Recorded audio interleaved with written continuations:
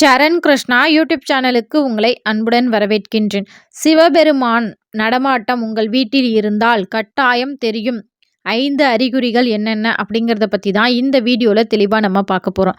சிவபெருமான் பொதுவாகவே கருணை உள்ளம் கொண்டவர்கள். சிவபெருமான் எப்போது நம்ம வீட்டுக்கு வருவார்? நம்ம சிவன் மீது வைத்துள்ள அன்பு மற்றும் நம் முன்னோர்கள் சிவன் மீது வைத்துள்ள வழிபட்ட காரணத்தினால் சிவபெருமான் நம்ம இல்லம் தேடி வருவார். அது மட்டும் இல்லை, சிவபெருமான் நம்ம வீட்டுக்கு வந்துட்டாரு அப்படின்னாலே காரிய தடைகள் நீங்கும், விரய செலவுகள் கண்டிப்பாக குறையும், செல்வ வரவு ஏற்படும்.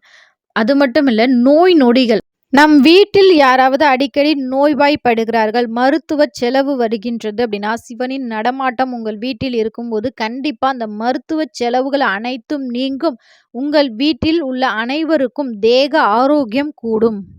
இப்படி சிவபெருமானின் நடமாட்டம் நம்ம வீட்டில் இருக்கு அப்படின்னா கண்டிப்பாக ஒரு சில அறிகுறிகள் நமக்கு கட்டாயம் தெரியும். அதில் முதல் அறிகுறி என்ன அப்படின்னு பார்த்தீங்கன்னா, திருநீரு வாசம் வரும்.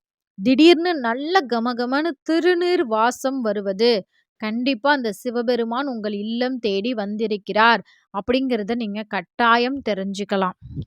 அதே போல நீங்க சாதாரணமா ஒரு கோவிலுக்கு போறீங்க அப்படிங்கிறப்ப ஒரு சிவனடிகார்கள் தேடி வந்து பேசுவது, இல்ல சிவன் கோயிலுக்கு இந்த மாதிரி செய்றீங்களா அப்படின்னு சொல்லி வாயை திறந்து வந்து கேட்பது, இதெல்லாம் என்னங்க பெரிய விஷயமா அப்படின்னு கேட்டிங்கன்னா, நம்ம எவ்வளோதான் செல்வங்கள் வச்சிருந்தாலும் சிவன் கோவிலுக்கு சிவனே நினைத்தால் மட்டுமே அந்த கோவிலுக்கு நம்மளால் ஒரு சின்ன விளக்கு கூட சிவனின் அனுமதி இருந்தால் தான் அந்த எல்லையில் போய் நம்மளால் ஏற்ற முடியும். சிவன் கோவிலுக்கு செல்ல முடியும். சிவன் அழைத்தால் மட்டுமே நம்மளால் சிவன் ஆலயத்திற்கு செல்ல முடியும். அப்படி சிவனே விரும்பினால் மட்டுமே சிவாலயங்களுக்கு நம்மளால் தொண்டு செய்ய முடியும். சிவாலயங்களுக்கு தேவையான பொருட்கள் வாங்கி கொடுக்க முடியும். அதே போல சிவபெருமானுக்கு உங்கள ரொம்பவே பிடிக்கும் அப்படின்னா, இந்த ஒரு அறிகுறி உங்களுக்கு அடிக்கடி தெரிஞ்சிருக்கும். அது என்ன அறிகுறி அப்படின்னு பார்த்தீங்கன்னா, ஒரு மனக்குழப்பமோ, இல்ல ஏதோ ஒரு விஷயத்துல ஒரு சந்தேகம் இருக்கு அப்படின்னா, நீங்க நேரா சிவாலயங்களுக்கு சென்று அங்க போய் ஒரு தியான நிலையில உட்காருங்க.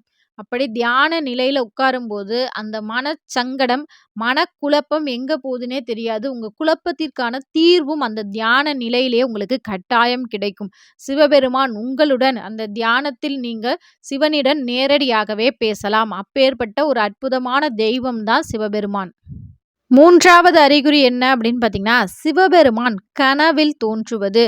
சிவன் மட்டுமில்ல, பார்வதி தாயார் குடும்ப சகிதமா உங்க கனவுல வருவது, சிவபெருமான் உங்களுடன் பேசுவது போல் தோன்றுவது, சிவன் கோவில்ல நீங்க உட்கார்ந்திருப்பது போல் இதழ் போன்ற கனவுகள்லாம் வந்திருக்கு அப்படின்னாலே சிவனின் நடமாட்டம் உங்கள் இல்லத்தில் இருக்கின்றது. உங்களை சிவபெருமான் ஆலயத்திற்கு அழைக்கிறார் அப்படிங்கிறத நீங்க கண்டிப்பா தெரிஞ்சுக்கலாம். 4வது அறிகுறி என்ன அப்படின்னு பார்த்தீங்கன்னா, நாம ஏதேனும் தவறுகள் செய்யும்போது உடுக்கை சத்தம் நம் காதில் கேட்பது, அல்லது கனவுல கூட உடுக்கை சத்தம் வந்து கேட்பது. நீ செய்கிறது தப்பு, இது சரியானது கிடையாது அப்படின்னு சிவன் உங்களுடனே இருந்து எது நல்லதோ அதை கட்டாயம் உணர்த்தி கொண்டே இருப்பார்.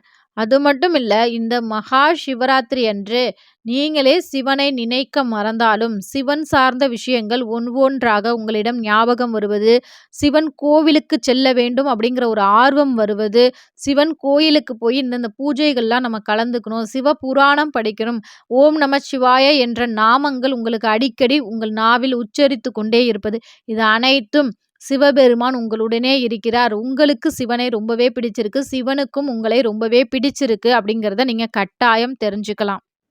5வது அறிகுறி என்ன அப்படின்னு பார்த்தீங்கன்னா, தட்டான் பூச்சி மற்றும் மின்மினி பூச்சிகள் உங்கள் வீட்டை சுற்றி வருவது. அதுவும் மின்மினி பூச்சிகள்லாம் வீட்டுக்குள்ள வந்து அந்த வெளிச்சத்தை கொடுப்பது, இது அனைத்துமே உங்கள் வீட்டில் சிவபெருமானின் நடமாட்டத்தை உணர்த்துகின்றது. இது போன்ற அறிகுறிகள்லாம் உங்க வீட்லயும் தெரிகின்றது அப்படின்னா மறக்காம சிவனே போற்றி அப்படிங்கிற கமெண்ட்ஸை மறக்காம எங்களோட கமெண்ட் செக்ஷன்ல ஷேர் பண்ணிக்கோங்க.